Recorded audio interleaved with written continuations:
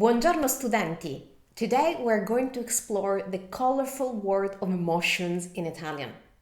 The Italian language is rich and nuanced, and it's perfect for expressing all those subtleties of human feelings. So today we're going to focus on words to express emotions of happiness, sadness, and love and affection. For each word, I'm going to show you one example sentence so that you can see how that word works in context. There's also going to be a part 2 for this video for more emotions, so don't forget to subscribe and turn on the notifications so that you won't miss the next video. Also, for this lesson, I've prepared a PDF version that you can download for free. So just click on the link in the description below this video. Ok, iniziamo. Let's begin. The first emotion we're going to talk about is happiness. So let's learn how to say happy in Italian. That in Italian is felice. Felice. That means happy. So let's see this in a sentence. I'm going to tell you the English sentence I want to make, and you can try to translate this yourself. Then I'm going to tell you the Italian, of course. So let's suppose we want to say, I'm happy because I received some good news. How would you say that? I'm happy is sono felice perché ho ricevuto, I received, una buona notizia. Sono felice perché ho ricevuto una buona notizia. Notice that in English you say, I received some good news, plural, but in Italian we use the word news in the singular form. It's like we say, a good piece of news. Una buona notizia. If it's more than one piece of news, you can make that plural. Delle buone notizie. In any case, felice is how you say happy in Italian. Ok, molto bene. Let's explore one more word for happiness and joy, and that's the word contento. No, that's too down, troppo giù, troppo in basso. Contento, contento. This means content, but more than content, it means satisfied. So it's not a way of saying happy. In Italian, we really use this as an alternative to happy, to felice, to be honest. There's not that much of a difference between felice and contento. We use this to say that you are happy, you're satisfied with something. So for example, if I want to say I am happy, as in I am satisfied with this day, how would you say that? Sono contento di questa giornata. Sono contento di questa giornata. Okay? Now, two points I want to highlight. First, whenever you use essere, like sono, sei, the word that comes after that needs to change to match the gender of the subject and also the number, whether the subject is singular or plural. This is the foundation of Italian grammar. Adjectives need to match the noun they're referring to.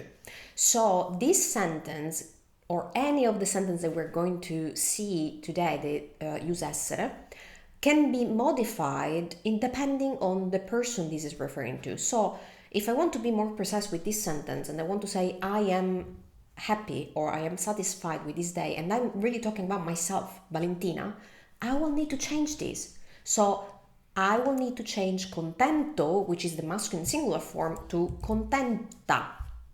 Okay? Because I am a woman.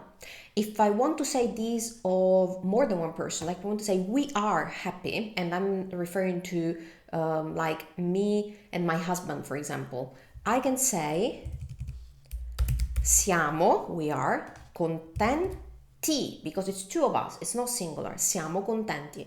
So always remember to change the gender and number, so feminine or masculine and singular or plural, of any word that comes right after essere. If this is not clear for you, I do have a dedicated grammar lesson on YouTube that talks about adjectives, so I'm going to leave the link in the description below as always. Okay, let's move on. We have learned felice and contento. There's one more word I want to teach you about happiness and joy, and that word is euforico.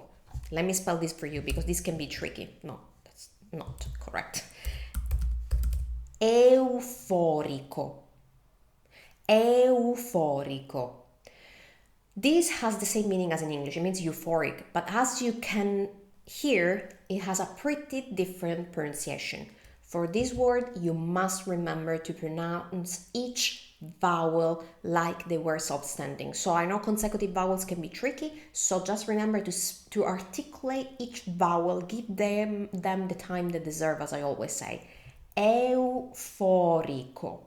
Remember, the words that are the most similar between English and Italian, they're great to memorize because they are easier, but for pronunciation they are the hardest because your brain really wants to go to the English pronunciation. So repeat after me if you want, as always. Euforico. Molto bene. Okay, let's suppose we want to say, after the victory, he was euphoric. How would you say that? Dopo la vittoria era euforico. Dopo la vittoria era euforico. Molto bene. Now, just to reinforce the grammar point we talked about just a second ago, how would you change this if you want to say she was euphoric? Bravi! Euforica. Va bene? Perfetto. Okay, those are the three words that we are going to learn today for happiness and joy. Now let's move to more emotions. Let's suppose we want to express, because sometimes we may need to, some emotions of sadness and melancholy. How do we say those in Italian? The first word we need to know is triste. Triste. That means sad in Italian and has this exact same meaning as in English. So if I want to say, today I feel a bit sad, how would you say that? Okay, if we want to say I feel, we will say mi sento. So today I feel a bit sad is oggi mi sento un po' triste. Oggi mi sento un po' triste. What I want you to notice from this sentence, well, the first thing I want you to notice is that if you want to say I am, that's sono. Okay, quindi you can say I am sad today. Oggi sono triste. Okay, same structure that we used for the previous ones. But in Italian, when you talk about emotions, you can also use sentirsi. Sentirsi is the reflexive form of sentire. Sentire usually means to hear, but sentirsi, the reflexive form, usually means to feel. So you can say I feel sad, where instead of saying I am sad, like you can say the two different things in English. And if you want to say I feel, then you need to use sentirsi. So for me, it's mi sento. Mi sento means I feel myself. So today I feel myself a bit sad. Quindi mi sento means I feel, and it's a reflexive verb. Again, if you have no idea what reflexive verbs are, no problem, we are here to learn. Or if you know what reflexive verbs are and they are still confusing to you, I do have a couple of dedicated videos here on YouTube. As always, you will find all the links in the description. Okay, let's move on to a new word. Another word to express sadness and melancholy is malinconico. Malinconico. That means melancholic.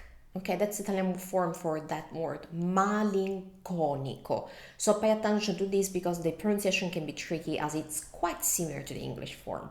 So if you want to say, for example, she's always a bit melancholic in the fall, how would you say that in Italian? That would be è sempre un po' melanconica in, oops, no, troppe I, too many eyes, in autunno. È sempre un po' melanconica in autunno. Okay, notice I'm using melanconica because I'm referring to a woman. She is always a bit melancholic. Va bene? Perfetto. Okay, let's learn one final word about feelings of sadness. And the word is, it's actually very much used in Italian. This word is abbattuto. So abbattuto. Abbattuto. Oh, this is also a very tricky word to pronounce with all those double consonants. So just repeat after me if you need to. Abbattuto. Molto bene. What does that mean? That means downcast. So abbattuto is used when you want to express a feeling it's a little bit more than sad and that's a little bit less than depressed. Abbattuto. It's a little bit, I'm not feeling that well. Non mi sento molto bene oggi. So let's make an example sentence with this. Hopefully you will not need this very much, but it's a good word to know.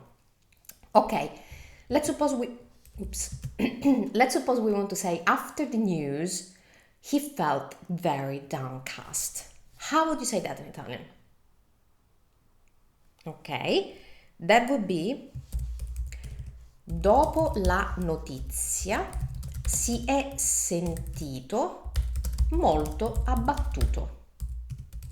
Dopo la notizia si è sentito molto abbattuto. Two things I want you to notice from this sentence. One, I'm still using la notizia, singular for the news, okay? So the piece of news. And second, we are still using sentirsi. We're just using that in the past tense form, passato prossimo form. So si è sentito, he felt. After the news, he felt very downcast.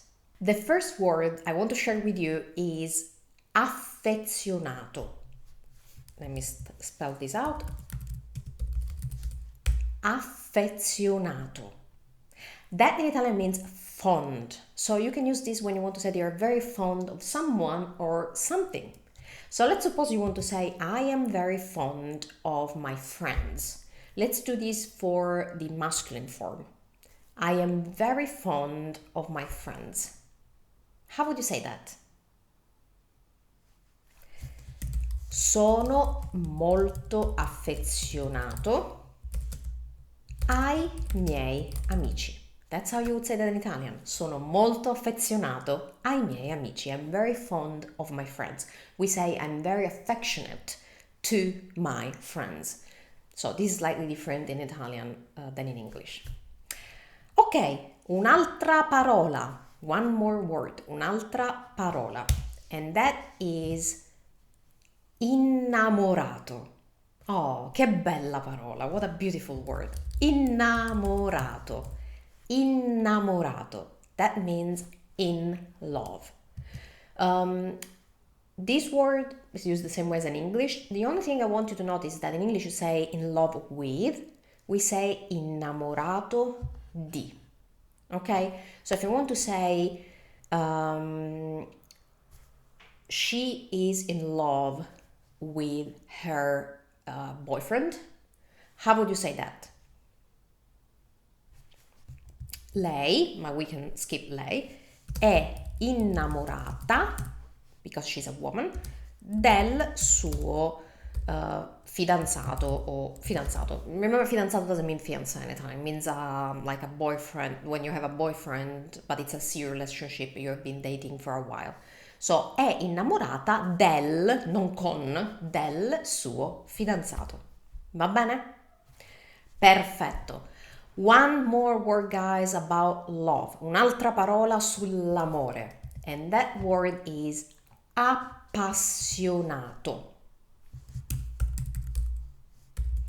Oh, this is another beautiful word. Un'altra bellissima parola. Appassionato.